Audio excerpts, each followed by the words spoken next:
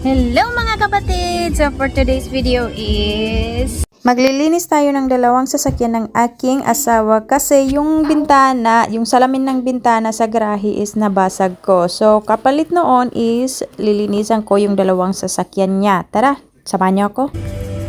so yan ang aking anak. Yan yung lilinisin ko.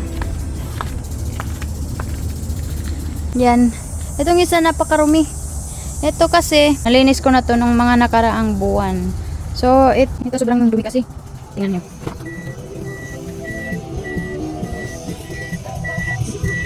Napakadumi.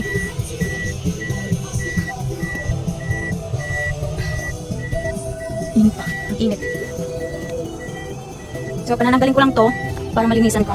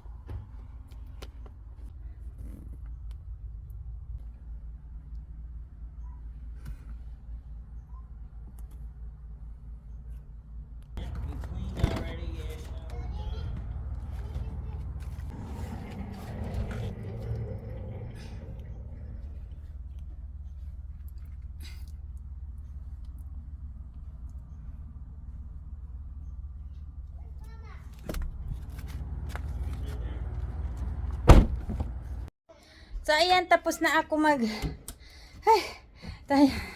Hinihingal ako. So, ayan, tapos na ako maglinis ng dalawang sasakyan ng aking asawa. At yung akin, hindi ko muna nilinis kasi sobrang pagod na ako. Tingnan nyo naman, basang-basa ako sa pawis. 4 na oras ata ako naglinis. Alright. So, maliligo muna ako at sasabay ko na rin ang aking anak, ang aking bulinggit. Ayan, katatapos ko lang maligo at sumakit bigla yung yung likod ko. So, ayan ang kaganapan dito sa loob ng bahay.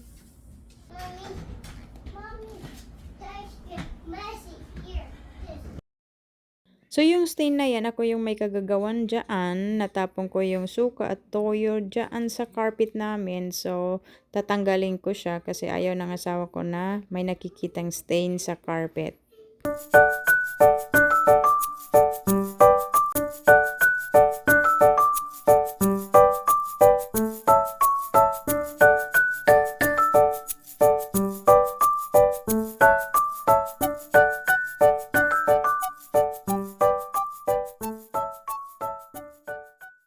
Ayan, tapos ko nang linisin ang laro ng aking anak. At ayan, magpapahinga naman ako dahil tapos na akong maglinis at maglinis ng dalawang sasakyan. So ayan, thank you for watching. That's it for today.